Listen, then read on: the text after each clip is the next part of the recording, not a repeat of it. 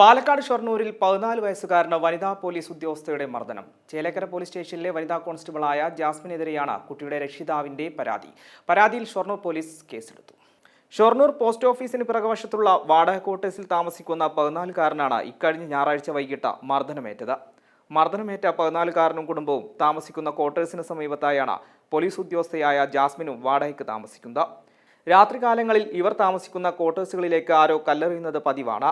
ഈ കല്ലെറിയുന്ന കുറ്റം 14-കാരൻ മേൽ ചുമത്തിയാണ് കുട്ടിയെ മർദ്ദിച്ചതെന്നാണ് കുട്ടിയുടെ മാതാവ് പറയുന്നത്.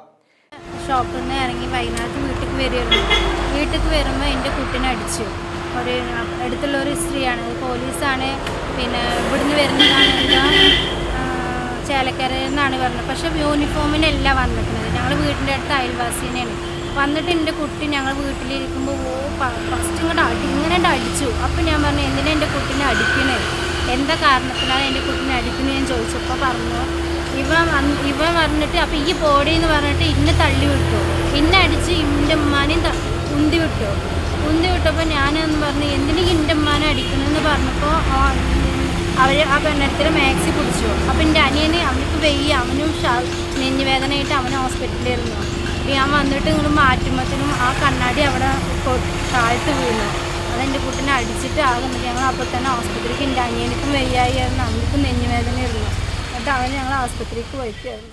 ചെവിക്കടിയേറ്റ കുട്ടിയെ ആദ്യം ഒറ്റപ്പാലത്തെ സ്വകാര്യ ആശുപത്രിയിലും പിന്നീട് താലൂക്ക് ആശുപത്രിയിലും പ്രവേശിപ്പിച്ചു. കുട്ടിയുടെ പരിക്ക് ഗുരുതരമല്ല.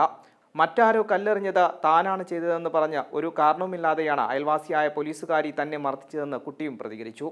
ഷൊർണൂർ പോലീസ് കേസെടുത്ത് അന്വേഷണം ആരംഭിച്ചിട്ടുണ്ട്.